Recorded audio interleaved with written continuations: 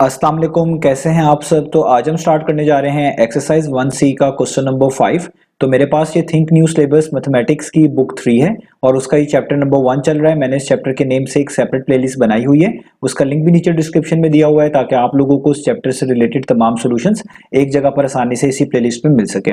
इसके अलावा आपको डिस्क्रिप्शन में मेरे सोशल अकाउंट्स के लिंक यानी मेरी फेसबुक प्रोफाइल, मेरी इंस्टाग्राम प्रोफाइल और मेरा ईमेल आईडी भी मिल जाएगा। आप इन्हीं अकाउंट्स के थ्रू अपने क्वेश्चंस को, सजेशंस को मुझ तक भी पहुंचा सकते हैं। तो आइए स्टार्ट करते हैं क्वेश्चन नंबर 5 को। तो यहाँ पे मेंशन्ड है गिवन दैट, तो आपको कोई चीज आगे प्रोवाइड की जा रही है और वो ये इक्वेशन है जिसमें मेंशन्ड है A square multiply by B plus C is equal to 2b minus C. तो आपको ये चीज यहाँ पे बताई गई है इक्वेशन की फॉर्म में कि A square multiply by B plus C equal है 2b माइनस सी के।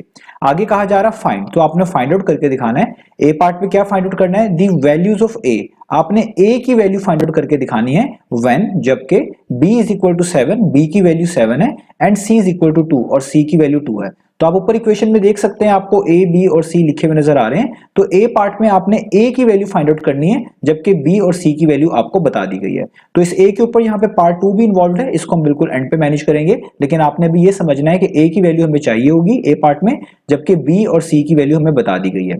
और इसी तरीके से b पार्ट की बात करें तो यहाँ पे लिखा हुआ है find the value of c।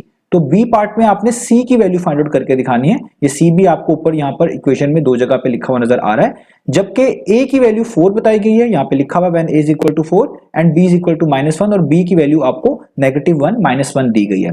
यानी आपको हर पार्ट में कोई दो वैल्यूज बताई गई हैं और किसी एक वैल्यू को आपने फाइंड आउट करके दिखाना है इस ऊपर दी गई इक्वेशन में से। तो आइए स्टार्ट लेते हैं। तो सबसे पहले मैं क्या करूंगा, मैं अपनी इक्वेशन को जो कि मुझे ऊपर प्रोवाइड की गई है इसको यहाँ पर मेंशन कर लूंगा। तो इक्वेशन मुझे दी गई है ए स्क्वायर जो कि मल्टीप्लाई हो रहा है इस राउंड ब्रैकेट से जिसमें लिखा हुआ है b प्लस सी, और ये पूरी के पूरी चीज यानी दोनों चीजों का प्रोडक्ट इक्वल है किसके, 2b माइनस सी के।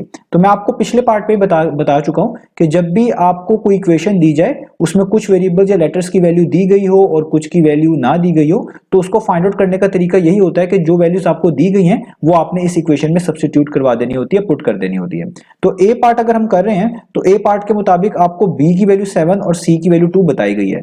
तो इस इक्वेशन में जहां जहां पर b आ रहा है वहां पे 7 पुट कर दें, जहां जहां पर c लिखा है वहां पे 2 पुट कर दें। तो आइए स्टार्ट लेते हैं। तो a स्क्वायर तो वैसे ही रहेगा क्योंकि a की वैल्यू फाइंड आउट करनी है, तो a स्क्वायर वैसे का वैसे ही, राउंड ब्रैकेट्स वैसे की वैसे ही, b की जगह पे देखिए मैंने 7 पुट कर दिया, प्लस का साइन वैसे ही, c की जगह पे मैंने क्या पुट कर दिया 2 और round bracket close, equal to का साइन, यहाँ पे 2 ऐसे का वैसे ही, b की वैल्यू 7 दी हुई है तो यहाँ पे पुट करूंगा क्योंकि 2 मल्टीप्लाई होगा b से, तो इसलिए राउंड ब्रैकेट्स का यूज कर रहा हूँ कि राउंड ब्रैकेट्स डालकर b की वैल्यू 7 पुट कर रहा हूँ। आगे माइनस का साइन वैसे ही और c की जगह पे उसकी वैल्यू यानी मैं 2 पुट कर दूंगा। आगे चलते हैं चीजों को। तो यहाँ पे a स्क्वायर वैसे का वैसे ही। अब देखिए यहाँ पे 7 प्लस 2 है, तो आप पता है हम पहले भी राउंड ब्रैकेट्स को ही सॉल्व करते हैं, ये भी आप जानते हैं। तो 7 में 2 प्लस कर दें, 7 प्लस 2 कितना होता है, वो होता है 9। तो यहाँ पे राउंड ब्रैकेट्स में आ जाएगा 9। यहाँ पे भी सॉल्व करें तो ये 2 और 7 मल्टीप्लाई हो रहे हैं, तो अगर मैं ब्रैकेट्स हटाऊंगा तो मुझे 2 को 7 से मल्टीप्लाई करना पड़ेगा। तो 2 7 टाइम्स होता है 14, आगे माइनस वैसे ही और 2 7 वैसे का वैसे ही। अब इस a स्क्वायर और 9 को अगर आप मल्टीप्लाई करेंगे, ब्रैकेट्स हटाएंगे तो ये हो जाएगा 9a स्क्वायर। यूजुअली कांस्टेंट को पहले लिखते हैं और लेटर्स या वेरिएबल्स को बाद में। तो a स्क्वायर मल्टीप्लाई बाय 9 कितना हो जाएगा, 9a स्क्वायर। और यहाँ पे 14 में से आपने 2 माइनस करना है, तो 14 माइनस 2 कितना होता है, वो होता है 12। अब आपने क्योंकि a की वैल्यू निकालनी है तो इसलिए आपको पहले इस a स्क्वायर को सेपरेट करना पड़ेगा। बिल्कुल एंड पे इसकी पावर को भी मैनेज कर लेंगे तो आसानी से a की वैल्यू पता चल जाएगी। तो यहाँ पर आप देखें a स्क्वायर के साथ 9 मल्टीप्लाई हो रहा है, इस 9 को इक्वलिटी साइन के दूसरे मूव करेंगे तो यहाँ पर जाके इस 12 को डिवाइड करेगा। तो हम यहाँ पे a स्क्वायर वैसे ही लिखेंगे, 12 वैसे का वैसे ही, और जो 9 यहाँ पर मल्टीप्लाई हो रहा था यहाँ पर आके इस 12 को क्या करेगा, डिवाइड करेगा।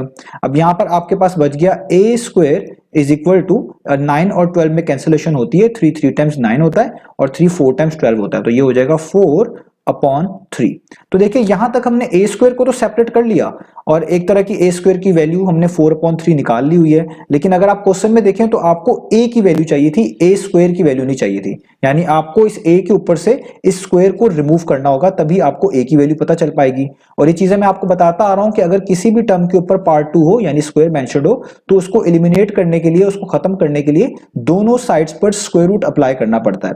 तो अगर आप यहां पर इस स्क्वायर को खत्म करना चाहते हैं तो आपको दोनों तरफ स्क्वायर रूट अप्लाई करना पड़ेगा। तो इसलिए मुझे यहां पे लिखना पड़ेगा taking square root on both sides. मुझे दोनों साइड्स पर स्क्वायर रूट अप्लाई करना है, taking square root on both sides. तो देखिए मैं कैसे यहाँ पे अप्लाई करूंगा, तो ये जो आपके पास ए स्क्वायर लिखा हुआ है इसके ऊपर भी देखिए मैंने स्क्वायर रूट अप्लाई कर दिया, और ये जो 4/3 है इस टोटल के ऊपर इस तरीके से पूरे के ऊपर इस तरह आपने स्क्वायर रूट अप्लाई कर देना है। तो स्क्वायर रूट से हमेशा कैंसिल आउट हो जाता है। और ये चीज याद रखिएगा कि स्क्वायर रूट के दो पॉसिबल आंसर होते हैं, एक पॉजिटिव और एक नेगेटिव। कैलकुलेटर आपको जिस पॉजिटिव वाला बता रहा होता है, नेगेटिव का साइन आपने यहाँ पर खुद यूज करना होता है आंसर के साथ। तो यहाँ पर मुझे कैलकुलेटर की जरूरत पड़ेगी। तो देखिए मैं सबसे पहले क्या करूंगा, ये रेडिकल सिंबल या स्क्वायर रूट वाला सिंबल यहाँ पे मैं लगाऊंगा इस बटन के थ्रू।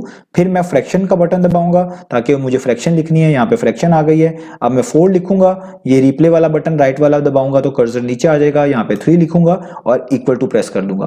देखिए मेरे पास ये वैल्यू आ गई, मुझे डेसिमल में वैल्यू चाहिए, तो यहाँ पे ये SD का बटन है, इस डिलीट वाले बटन के ऊपर मैं इसको प्रेस कर दूंगा तो मेरे पास आंसर आ गया 1.15। तो अगर आप इसको 3 सिग्निफिकेंट फिगर तक देख लेना तो ये 1.15 लिख देना काफी है, क्योंकि 1 पहला सिग्निफिकेंट फिगर, उसके बाद ये दूसरा 1 दूसरा, 5 तीसरा, और तीसरे के राइट साइड पे देखिए 4 लिखा हुआ है। तो अगर आपका डिजिट 5 या 5 से बड़ा हो तो पिछले डिजिट में चेंज आती है, अगर ना हो बड़ा छोटा हो तो फिर पिछले डिजिट में कोई भी चेंज नहीं आती। तो आप जस्ट 1.15 भी लिख देंगे तो काफी है। तो आप यहां पे लिख देंगे 1.15। तो ये एक तरह का आप कह सकते हैं हमने अप टू 3 सिग्निफिकेंट फिगर हमने अपने आंसर को जो है यहां पर कोड कर दिया है। तो देखिए हमारे पास ए की वैल्यू आ गई, यही हमने फाइंड आउट करके दिखानी थी। तो यहां पर हमारा ये फर्स्ट पार्ट जो है, ए पार्ट जो है वो हो गया फिनिश। तो अब मैं इस को रब कर देता हूं और अब हम करते हैं इसका बी पार्ट।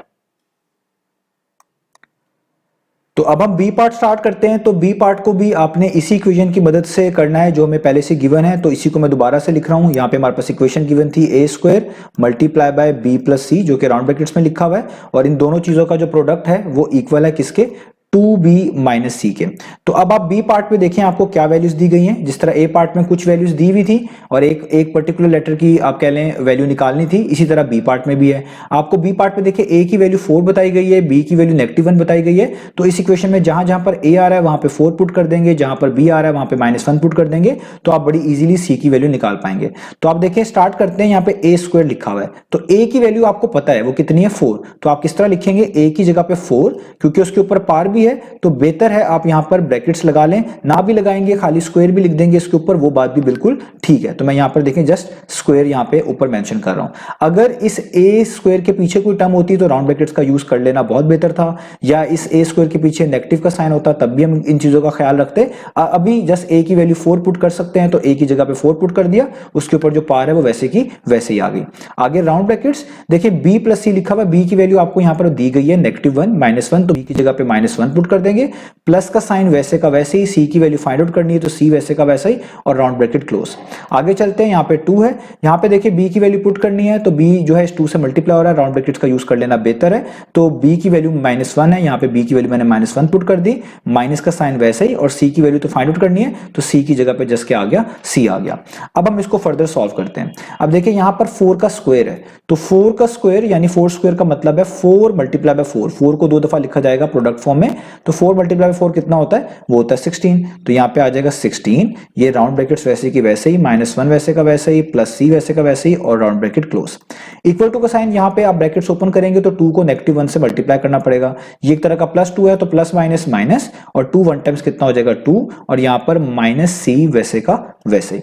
अब देखिए हमें यहाँ पे राउंड ब्रैकेट्स को सबसे पहले मैनेज करना है, तो राउंड ब्रैकेट्स को यहाँ पर ओपन करना पड़ेगा, एक्सपैंड करना पड़ेगा, और जब भी हम राउंड ब्रैकेट्स हटाते हैं तो जो भी चीज बाहर लिखी होती है वो अंदर लिखी हुई तमाम टर्म से सेपरेटली मल्टीप्लाई होती है। अब यहाँ पे +16 लिखा हुआ है, तो जब हम ब्रैकेट्स को उठाएंगे पहले +16 को -1 से मल्टीप्लाई करना पड़ेगा, तो प्लस माइनस माइनस होता है, और 16 1 टाइम्स कितना हो जाएगा 16। इसी तरीके से ब्रैकेट्स हटा रहे हैं तो +16 को +c से भी मल्टीप्लाई करना पड़ेगा, तो प्लस प्लस प्लस ही होता है, और 16 को c से मल्टीप्लाई करेंगे तो आपको पता है हम लिखेंगे 16c। यहाँ पर इक्वल टू का साइन वैसे ही, यहाँ पर -2 वैसे का वैसे ही, और -c भी वैसे का वैसे ही। अब आपने क्योंकि c की वैल्यू फाइंड आउट करनी है तो इक्वेशन में जिस वेरिएबल की या लेटर की वैल्यू फाइंड आउट करनी होती है आप उसको सेपरेट करते हैं, उसको इक्वालिटी के लेफ्ट या राइट साइड पर एक तरफ जमा कर लेते हैं उन तमाम टर्म्स को जिसमें पर्टिकुलर लेटर आ रहा होता है, और बाकी तमाम चीजों को इक्वालिटी साइन के दूसरी तरफ सेपरेट करते हैं। तो मैं यहाँ पर c वाली टर्म्स को पहले अलग करूंगा, तो आप देखें ये +16c यहाँ पे लिखा हुआ है, तो मैं इस +16c को यहाँ पर ऐसे मेंशन करूंगा, और ये जो -c है, ये c एक तरह का आप यूं भी कह सकते हैं सब्ट्रैक्ट हो रहा है -2 में से, तो ये जो -c है ये यहाँ के क्या हो जाएगा लेफ्ट साइड पर +c, तो आप यहाँ पे लिख सकते हैं +16c प्लस सी। अब यहां पर क्या बच गया, इक्वल टू के साइन पे इधर तो -2 वैसे का वैसा ही है, और ये जो -16 यहां पे लिखा हुआ था इसको मैं राइट साइड पे मूव कर लूंगा, तो ये -16 है, ये जब इक्वलिटी साइन के राइट साइड पे जाएगा तो वहां जाके क्या हो जाएगा, +16 हो जाएगा। तो मैंने क्या किया, 16c को यहीं पे लिखे रहने दिया, ये c जो माइनस साइन के साथ था इसको इक्वलिटी साइन के लेफ्ट साइड पे लेके आया, +c हो गया, और ये जो -16 था यानी 16 के पीछे माइनस का साइन था इसको मैं राइट साइड पे लेके गया तो ये प्लस हो गया, यानी ये -16 वहां जाकर -2 में ऐड हो गया, और c जो यहाँ के सब्ट्रैक्ट हो रहा था वहां जाकर लेफ्ट साइड पर 16c में ऐड हो गया। इस तरह आप देखिए c वाली टर्म्स अलग हो गई और कांस्टेंट वाली टर्म्स अलग हो गई। अब c का मतलब 1c ही होता है, तो 16c + 1c कितना होगा, वो होगा 17c। आप यूं भी कह सकते हैं 16 + 1 17 और c 7 वैसे का वैसे। और यहां पे देखें ये माइनस है, ये प्लस है, प्लस माइनस क्या होता है, माइनस, यानी माइनस करना है, तो 16 में से 2 माइनस करें कितना आता है, वो आता है 14, और साइन बड़ी टर्म का ही आता है 16 का ही आएगा, यानी उसके पीछे प्लस है तो यहां पे आप प्लस लिख लें तो भी ठीक है, ना लिखें तो भी ठीक है। अब क्योंकि हमने सी की वैल्यू निकालनी है तो सी को सेपरेट करना है, उसके साथ जो कोफिशिएंट लिखा हुआ है इसको हटाना है, तो यहाँ पे 17 इस सी के साथ मल्टीप्लाई हो रहा है, तो जब आप इस 17 को इक्वलिटी साइन के राइट साइड पे लेके जाएंगे तो वहां जाकर ये इस 14 को डिवाइड करेगा, यानी आप लिखेंगे c = 14 वैसे का वैसे ही, और 17 जो यहाँ पे मल्टीप्लाई हो रहा था यहाँ पर आके इस 14 को डिवाइड करेगा, तो इसके इस तरीके से नीचे लिखा जाएगा। तो देखिए आपको c की वैल्यू फाइंड आउट करनी थी तो आपने c की वैल्यू फाइंड आउट कर ली, और 14/17 में कोई भी कैंसिलेशन नहीं होती क्योंकि इन दोनों नंबर्स का कॉमन फैक्टर 1 है, और ना ही आप इनको मिक्स फ्रैक्शन में लिख सकते हैं, क्योंकि जब भी फ्रैक्शन के नीचे वाली टर्म, नीचे वाला नंबर आप कह लें वो बड़ा हो ऊपर वाले नंबर से, तो ऐसी फ्रैक्शंस को मिक्स फॉर्म में, मिक्स फ्रैक्शन की फॉर्म में नहीं लिखा जाता। तो इसका मतलब यही हमारा फाइनल आंसर है। तो उम्मीद है आपको ये दोनों पार्ट्स जो हैं अच्छे से समझ आ गए होंगे। इंशाल्लाह अब हम नेक्स्ट वीडियो में मिलेंगे बाकी सॉल्यूशंस के साथ।